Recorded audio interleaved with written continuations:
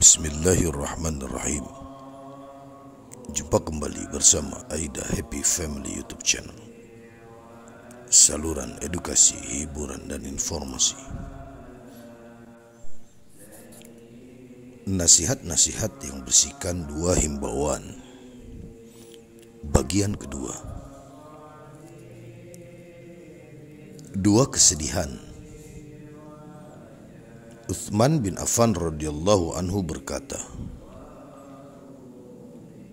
kesungguhan dalam urusan dunia merupakan kegelapan hati. Kesungguhan dalam urusan akhirat merupakan cahaya hati.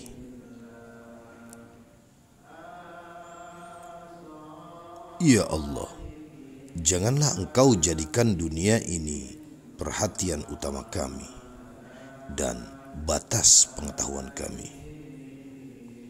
Allahumma la taj'alid dunya akbar hammina wa la mablagha ilmina. Dua pencarian.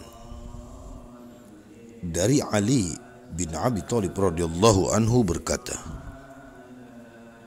siapa saja yang mencari ilmu, maka surga akan berada dalam pencariannya. Siapa saja yang mencari kemaksiatan, maka neraka akan berada dalam pencariannya.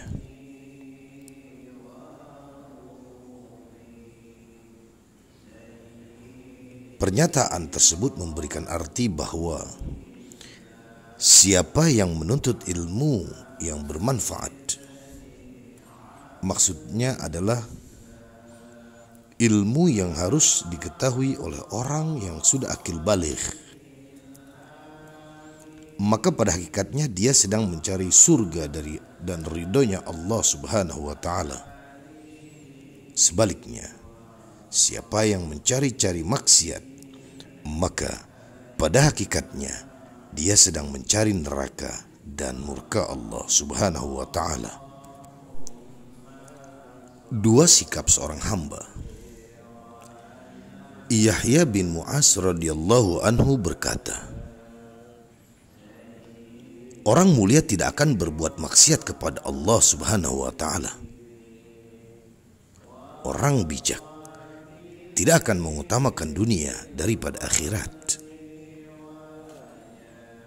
Orang mulia adalah orang yang selalu memuliakan dirinya dengan ketakwaan dan menjaga dirinya dari perbuatan maksiat. Adapun orang bijak adalah orang yang selalu menahan hawa nafsu untuk tidak melakukan perbuatan yang bertentangan dengan akal sehat. Dua macam bekal. Al-A'masi atau Sulaiman bin Mahram Al-Kufi radhiyallahu anhu berkata,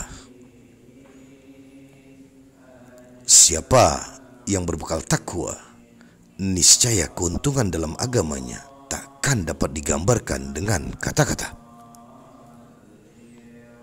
Siapa yang berbekal dunia, niscaya kerugian dalam agamanya takkan dapat digambarkan dengan kata-kata. Artinya adalah, siapa yang berpegang teguh pada ketakwaan dengan menjauhi larangan-larangan Allah Subhanahu wa Ta'ala dan meninggalkan maksiat serta melakukan sesuatu berdasarkan syariat, baginya kebaikan yang tak terhingga. Namun sebaliknya, siapa yang keras kepala menjalankan perbuatan-perbuatan yang bertentangan dengan syariat, baginya keburukan yang tak terhingga. Dua sebab kemaksiatan. Sufyan Ats-Tsauri berkata, setiap kemaksiatan yang timbul dari dorongan nafsu masih bisa diharapkan ampunannya.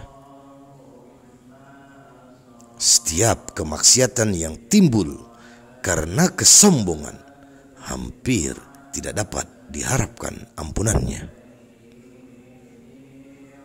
Contohnya adalah dosa kedurhakaan iblis yang dengan sombong menganggap penciptaannya lebih baik dari Nabi Adam alaihissalam, maka tidak diampuni oleh Allah Subhanahu wa Ta'ala. Sementara itu, kelalaian Nabi Adam akibat dorongan nafsunya yang tergoda memakan buah pohon terlarang masih diampuni Allah Subhanahu wa Ta'ala. Tambah Sufyan As-Tsauri. Dua tangisan yang berbeda sebab. Sebagian ulama zuhud berkata, siapa yang berbuat dosa dan dia tertawa atau bangga terhadap dosanya, maka Allah akan masukkan dia ke neraka dalam keadaan menangis. Siapa yang taat kepada Allah dan dia menangis karena merasa malu dan takut kepadanya, maka Allah akan memasukkan dia ke surga dalam keadaan tertawa bahagia. Orang yang pertama di neraka menangis karena ia menyesali perbuatannya, sehingga ia meronta mohon ampunan. Sementara itu, orang yang kedua berakhir tawa karena di surga ia mendapatkan keinginannya, yakni ampunan dari Allah Subhanahu wa Ta'ala. Dua akibat dosa kecil. Orang-orang bijak mengatakan, janganlah kalian meremehkan dosa-dosa kecil, sebab dosa-dosa kecil itu dapat melahirkan berbagai dosa besar. Dan dosa-dosa kecil itu bisa menimbulkan murka Allah. Dua perlakuan terhadap dosa. Diriwayatkan dari Nabi Shallallahu Alaihi Wasallam, beliau bersabda, bukanlah dosa kecil jika itu dikerjakan terus-menerus.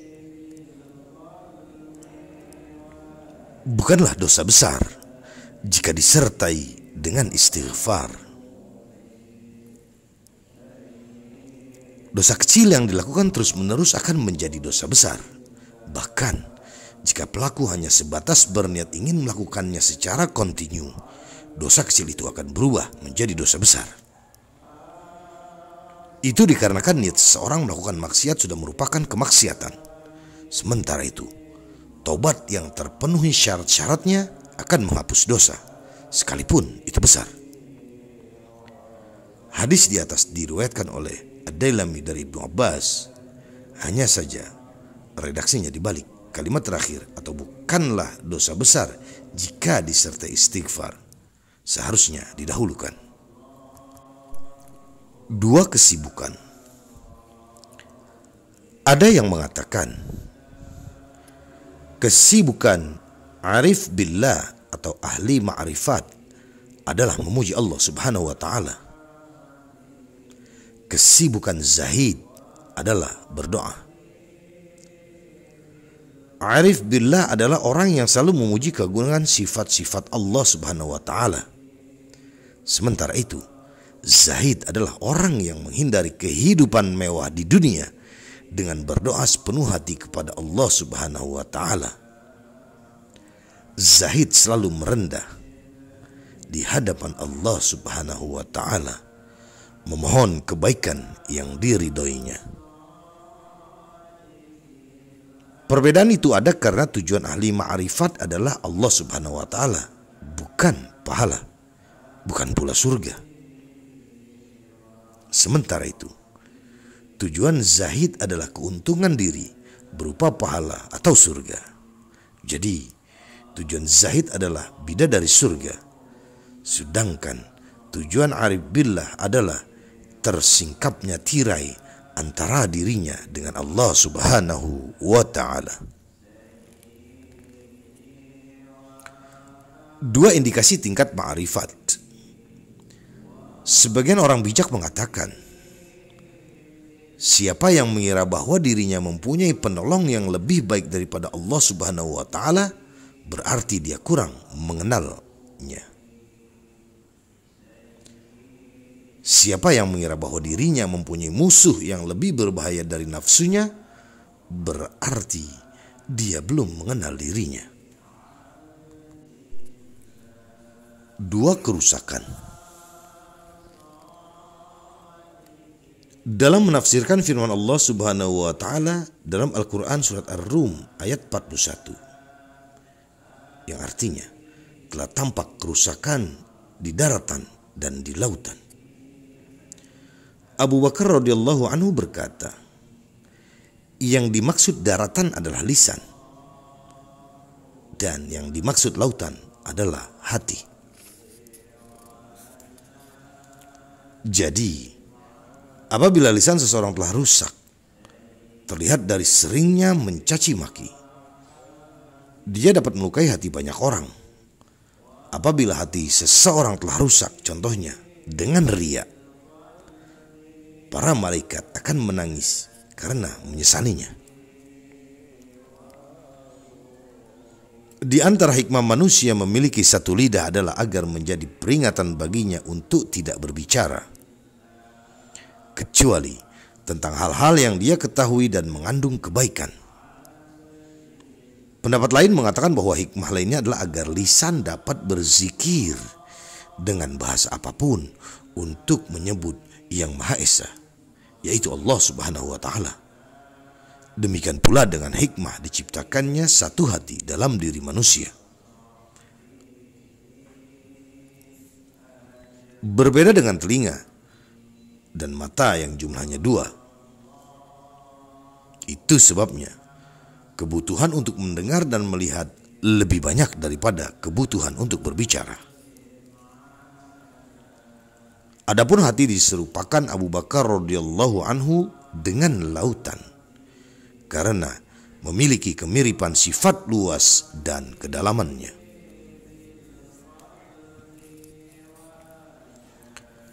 Dua nasihat tentang nafsu dan sabar.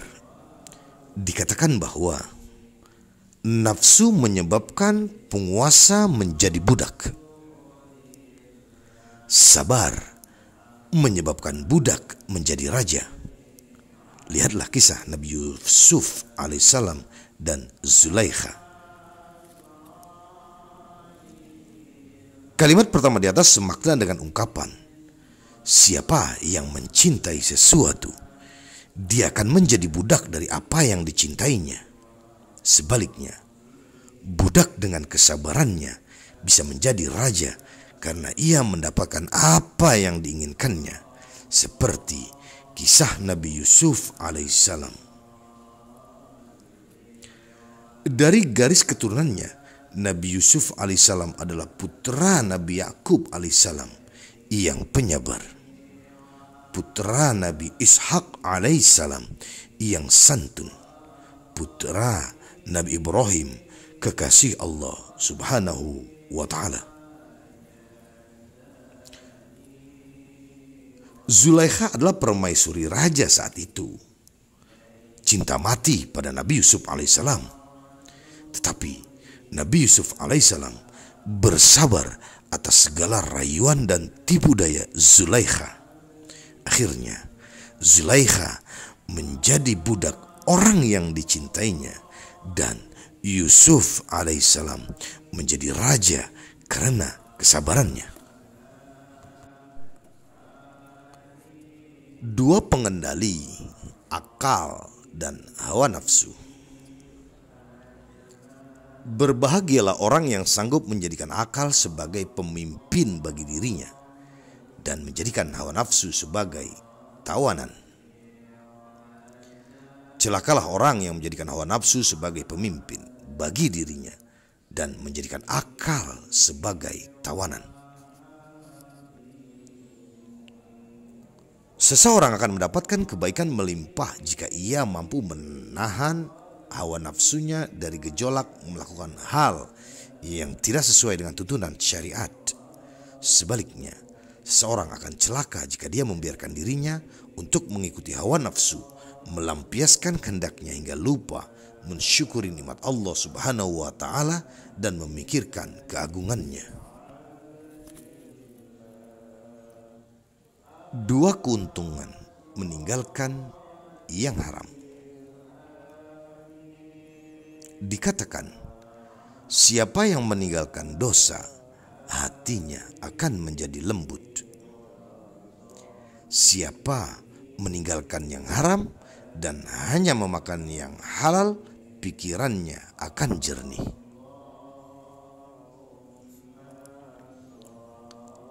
Hati yang lembut biasanya mudah menerima nasihat dan patuh dalam mengamalkannya. Begitu juga pikiran yang jernih akan menuntun akal berpikir tentang ciptaan Allah Subhanahu wa Ta'ala. Setelah itu, hati dan pikiran akan menyimpulkan bahwa semua makhluk itu Dia hidupkan dari yang sebelumnya mati. Dia adalah Maha Esa, Maha Kuasa, dan Maha Mengetahui. Kesimpulan itu diambil setelah seseorang menyadari bahwa Allah Subhanahu wa Ta'ala menciptakan dirinya berawal dari air mani yang terbuahi di dalam rahim. Kemudian air mani yang terbuahi itu berubah menjadi darah, lalu terbentuklah daging, tulang, otot, urat syaraf, hingga lengkap dengan pendengaran, penglihatan, dan anggota-anggota tubuh yang lain. Lantas ia menjadi janin dan lahir dari perut ibunya dengan lancar hingga mendapatkan ilham untuk menyusu. Ketika bayi, ia tidak mempunyai gigi, kemudian perlahan tumbuh. Namun setelah usia 70 tahun, satu persatu Allah Subhanahu wa Ta'ala tanggalkan giginya, lenyap dan kembali ompong seperti saat masih bayi. Perubahan-perubahan yang Allah Subhanahu wa Ta'ala ciptakan pada hambanya tidak hanya itu. Allah Subhanahu wa Ta'ala menciptakan dari yang kecil menjadi besar, muda menjadi tua, dari yang awalnya sehat menjadi sakit. Allah Subhanahu wa Ta'ala juga menjadikan hambanya setiap hari tidur dan bangun. Pada saat tidur, perlahan rambut dan kukunya yang tanggal dapat tumbuh dan kembali seperti semula. Malam dan siang datang bergantian, matahari, bulan, dan bintang gemintang datang silih berganti. Bulan pun demikian, terbenam, kemudian muncul dan terbenam kembali. Gerhana melenyapkan cahaya matahari dan bulan dalam sekejap, kemudian terang kembali. Bumi yang awalnya basah, Allah Subhanahu wa Ta'ala tumbuhkan tanaman di atasnya, kemudian tumbang dan tumbuh lagi, dan begitu seterusnya. Yang mampu melakukan itu semua hanyalah Zat yang menghidupkan orang mati yang sebelumnya telah sirna dari muka bumi. Seorang hamba seharusnya banyak berpikir tentang hakikat tersebut agar keyakinan adanya kebangkitan setelah mati menjadi semakin kuat. Selain itu, seharusnya ia sadar bahwa kelak dia juga akan dibangkitkan dan amal-amalnya akan dibalas oleh Allah Subhanahu wa Ta'ala. Akhirnya, iman seseorang atas semua itu diharapkan mampu meningkatkan ketaatan dan menjauhkan dirinya dari hal-hal yang bertentangan dengan syariat. Dua wahyu Allah Subhanahu wa Ta'ala kepada para nabi. Telah diwahyukan dua hal kepada para nabi. Pertama, taatlah kepadaku pada apa yang aku perintahkan. Yang kedua, jangan mendurhakaiku atas apa yang aku peringatkan kepadamu. Dua cara menyempurnakan akal. Ada yang mengatakan penyempurnaan akal itu dapat dilakukan dengan dua hal. Pertama, mengikuti ridho Allah Subhanahu wa Ta'ala. Yang kedua, menjauhi murka Allah Subhanahu wa Ta'ala. Dua orang berilmu dan tidak berilmu. Pertama, orang yang berilmu tidak akan merasa asing dimanapun dia berada. Yang kedua, orang yang tidak berilmu akan akan merasa asing dimanapun dia berada.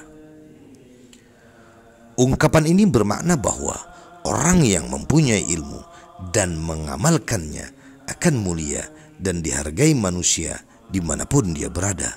Dengan demikian, dimanapun dia merasa berada di negerinya sendiri, sekalipun seorang pendatang. Sementara itu, orang bodoh akan mengalami hal sebaliknya. Dua kondisi orang taat. Dikatakan, siapa yang taat kepada Allah, maka dia akan dekat dengan Allah dan dia akan terasing dari manusia. Maksudnya adalah orang yang asyik menjalani ketaatan pada Allah Subhanahu wa Ta'ala akan merasa asing dari pergaulan manusia.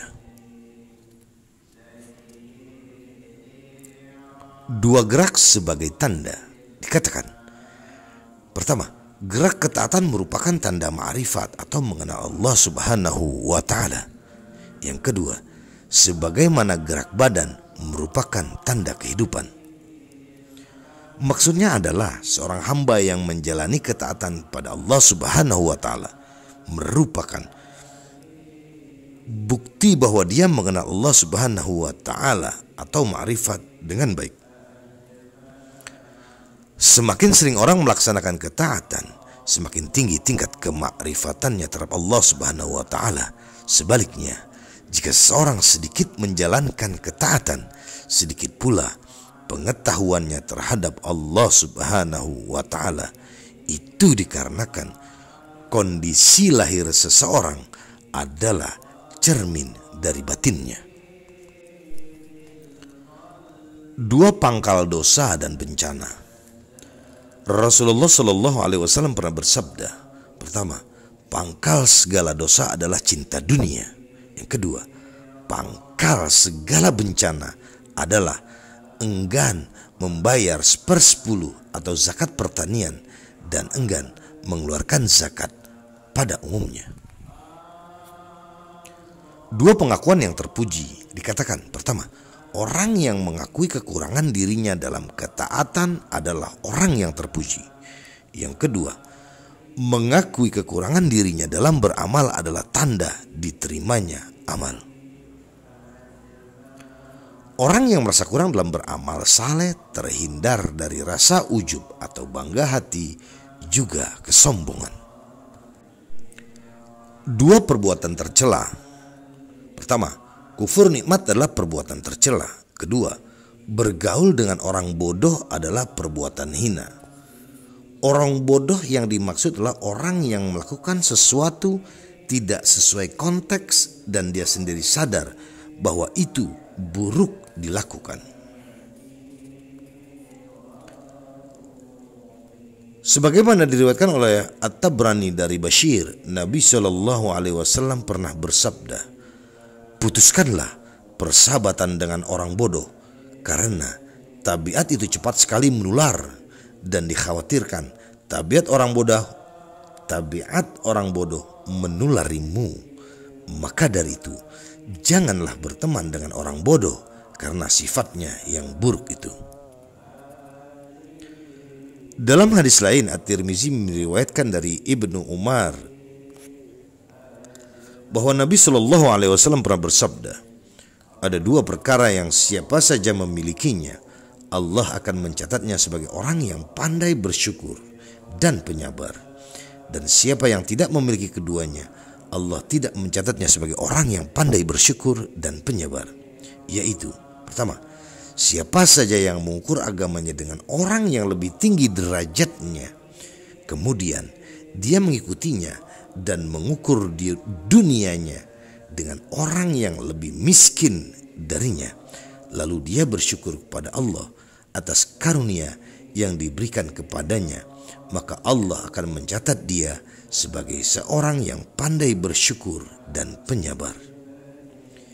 Yang kedua, dan siapa saja yang mengukur agamanya dengan orang yang lebih rendah derajatnya dan mengukur dunianya dengan orang yang lebih kaya darinya, lantas bersedih atas dunia yang tidak didapatkannya, maka Allah tidak mencatatnya sebagai orang yang pandai bersyukur dan penyabar. Hadis riwayat At-Tirmizi. Dua kerugian akibat sibuk mengurusi dunia. Seorang pujangga bersyair, "Wahai orang yang sibuk dengan dunia, sungguh dia terperdaya asa, atau mungkin dia senantiasa lupa, hingga kelak ajal menghampirinya. Maut itu datang mendadak, dan harusnya kubur menjadi gudang amalnya. Tabahlah tuk hadapi nestapa di dalamnya, karena kematian menjemput jika saatnya tiba." Rasulullah Sallallahu Alaihi Wasallam bersabda, "Meninggalkan kesenangan dunia rasanya lebih pahit daripada buah syabir atau alu, dan lebih menyakitkan dari sabetan pedang di medan perang fisabilillah. Tiada seorang pun yang akan meninggalkannya, melainkan Allah Subhanahu wa Ta'ala akan memberinya pahala yang sama dengan pahala syuhada." Meninggalkan kesenangan dunia itu adalah dengan cara sedikit makan dan jarang kenyang, serta membenci pujian dari manusia. Siapa yang senang dipuji oleh manusia, berarti dia mencintai dunia dan kesenangannya. Oleh karena itu, siapa yang ingin meraih kesenangan hakiki, hendaklah menjauhi pujian manusia. Dalam hadis lain, Nabi Shallallahu Alaihi Wasallam pernah bersabda, "Siapa yang menjadikan akhirat sebagai tujuan, maka Allah akan membuat baik semua urusannya, menjadikannya kaya hati, dan dunia akan datang kepadanya dengan mudah." Siapa yang menjadikan dunia sebagai tujuan, maka Allah akan mencerai-beraikan urusannya, menjadikan kefakiran di depan matanya, dan dunia tidak akan datang kepadanya kecuali sebatas yang ditentukan. Hadis riwayat Ibnu Majah. Dua bait penawar hati. Diriwayatkan dari Abu Bakar Asy-Syibli rahimahullah, salah seorang tokoh ulama ma'rifat, dalam munajatnya dia pernah berucap, pertama, "Ya Allah, aku ingin menghibahkan semua amal baikku padamu dalam keadaan lemah dan butuh padamu. Yang kedua, Engkau pun tidak ingin menghibahkan semua keburukan padaku, karena Engkau tidak butuh padaku." Maksudnya adalah, dosa-dosaku tidak akan merugikanmu, dan ketaatanku tidak akan menguntungkanmu. Beberapa ulama pernah mengijazahkan bait-bait syair untuk dibaca sebanyak 7 kali usai sholat Jumat. Bait-bait tersebut adalah, "Ya Tuhanku, aku bukanlah ahli surga Firdaus, namun aku juga tidak kuat berada dalam neraka Jahim. Maka terimalah tobatku dan ampunilah dosaku, karena Engkaulah yang maha mengampuni dosa-dosa besar. Dan perlakukanlah aku seperti perlakuanmu pada orang mulia, serta tetapkanlah aku di jalan yang lurus. Dikisahkan bahwa pada suatu hari Abu Bakar Ash-Shibli datang kepada Ibnu Mujahid. Tiba-tiba Ibnu Mujahid merangkul dan mencium keningnya. Kemudian ketika Ibnu Mujahid ditanya tentang penyambutan yang begitu hangat tersebut, dia menjawab, "Di dalam mimpi aku melihat Ash-Shibli datang menghadap Nabi. Kemudian Nabi berdiri dan mencium keningnya. Aku pun bertanya, 'Wahai Rasulullah, mengapa engkau berbuat demikian kepada Ash-Shibli?' Beliau menjawab, 'Itu dikarenakan setiap dia usai mengerjakan sholat fardu selalu membaca 2 ayat berikut ini. Laqad ja'akum rasulun min anfusikum azizun 'alaihi ma 'anittum harisun 'alaikum bil mu'minina raufur rahim.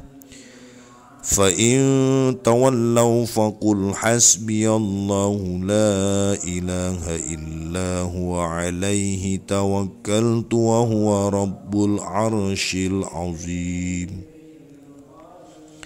Yang artinya, sungguh telah datang kepadamu seorang Rasul dari kaummu sendiri. Berat terasa olehnya penderitaan yang kamu alami. Dia sangat menginginkan keimanan dan keselamatan bagimu, penyantun dan penyayang terhadap orang-orang yang beriman.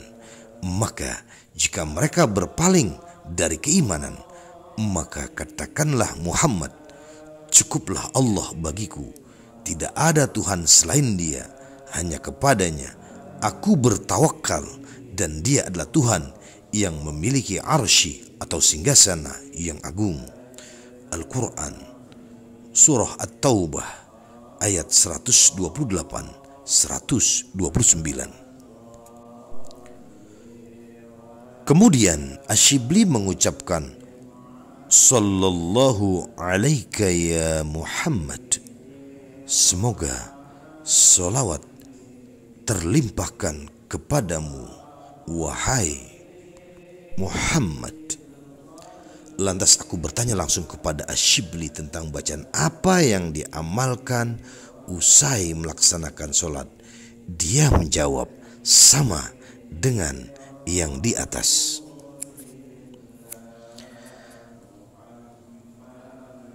Nama asli Abu Bakar Ash-Shibli adalah Dalaf bin Jahdar al-Baghdadi. Ia adalah seorang tokoh ahli ma'rifat yang hidup pada masa Syekh Junaid dan masa mazhab Maliki. Ia meninggal pada tahun 334 Hijriah dalam usia 87 tahun dan dimakamkan di Baghdad.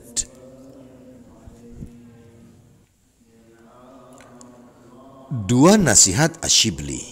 Pertama, jika ingin merasa hatimu tenang dan tentram bersama Allah Subhanahu wa Ta'ala, janganlah engkau turuti hawa nafsumu. Kedua, jika engkau ingin dikasihi Allah, kasihilah makhluknya. Di dalam mimpinya, Ash-Shibli mengalami kematian. Setelah kematiannya itu, dia ditanya tentang keadaannya dan menjawab, Allah bertanya kepadaku, wahai Abu Bakar, apakah kamu tahu mengampuni apa aku mengampuni dosa-dosaku? Aku menjawab, sebab amal solehku. Allah berfirman, bukan. Aku berkata, sebab keikhlasan ibadahku. Allah berfirman, bukan. Aku menambahkan, sebab haji, puasa, dan salatku. Allah kembali berfirman, bukan. Aku pun bertanya keheranan, lantas sebab apa wahai Tuhanku? Allah menjawab, "Ingatkah saat engkau berjalan di sebuah lorong di Baghdad, bukankah engkau menjumpai seekor anak kucing yang lemas akibat cuaca yang ekstrim hingga dia meringkuk kedinginan di sudut bangunan. Dengan rasa sayang, kemudian engkau mengambilnya, meletakkannya dalam sebuah keranjang yang engkau bawa, dan melindunginya dari udara yang dingin." Aku menjawab, "Iya, hamba ingat." Allah berfirman, "Karena kasih sayangmu terhadap anak kucing itulah aku memberimu rahmat." Dua kenikmatan dekat dengan Allah Subhanahu wa Ta'ala. Abu Bakar Ash-Shibli berkata, pertama, jika engkau merasakan nikmatnya dekat bersama Allah Subhanahu wa Ta'ala. Yang kedua, engkau akan merasakan pahitnya jauh dari Allah Subhanahu wa Ta'ala. Jauh dari Allah bagi ahlullah, orang yang dekat dengan Allah Subhanahu wa Ta'ala, adalah azab yang berat. Dalam salah satu doanya, Rasulullah Sallallahu Alaihi Wasallam mengucapkan, "Ya Allah, karuniakan aku kenikmatan melihat wajah-Mu yang maha mulia, dan karuniai aku rasa rindu berjumpa denganmu." Wallahu a'lam bishawab. Dikutip dari kitab Nasaihul Ibad karya Syekh Nawawi Al-Bantani. Mohon maaf atas segala kekurangan, kekhilafan, dan kesalahan di sana sini. Semoga video ini bermanfaat untuk kita semua. Akhirnya, wassalamualaikum warahmatullahi wabarakatuh.